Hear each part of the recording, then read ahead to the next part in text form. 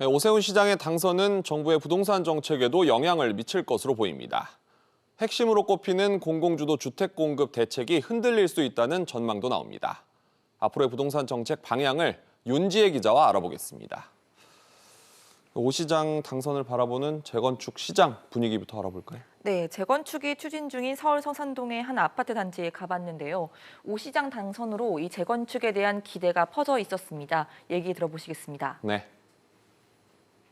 이분이 그래도 완화의 잣대를 가지고 이야기하니까 기대가 큰 건 사실이에요. 이런 곳은 이미 주민들이 기존 조합원들 간의 단결력이 높기 때문에 정부가 얘기하는 공공재건축에 대해서 그렇게 큰 기대를 못하게 되는 게.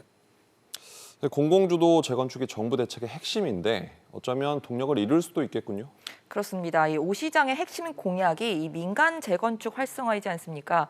이 여러 규제가 대폭 완화된다면 조합으로서는 굳이 공공개발 사업에 기댈 이유가 크게 줄어드는 게 사실입니다. 네. 사업 후보지를 공개하기 시작한 정부 입장에서는 곤혹스러울 수 있는데요.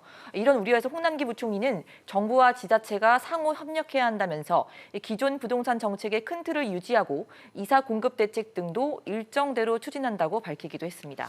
그렇군요. 그런데 부동산 문제가 이번 선거 결과를 좌우했다는 데는 이견이 없죠. 거의 없죠. 그런 만큼 정부 부동산 정책 기조가 바뀔 수도 있지 않을까요? 네, 그렇습니다.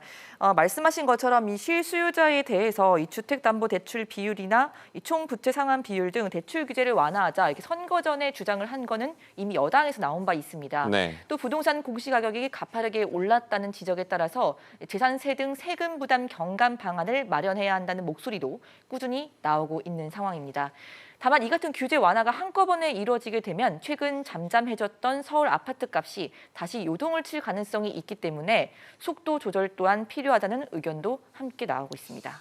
규제가 심해지면서 오히려 집값이 올랐던 지난해를 생각하면 규제를 풀었을 때 어떤 결과가 나올지 쉽게 예측할 수 없을 것도 같은데 어렵군요. 잘 들었습니다.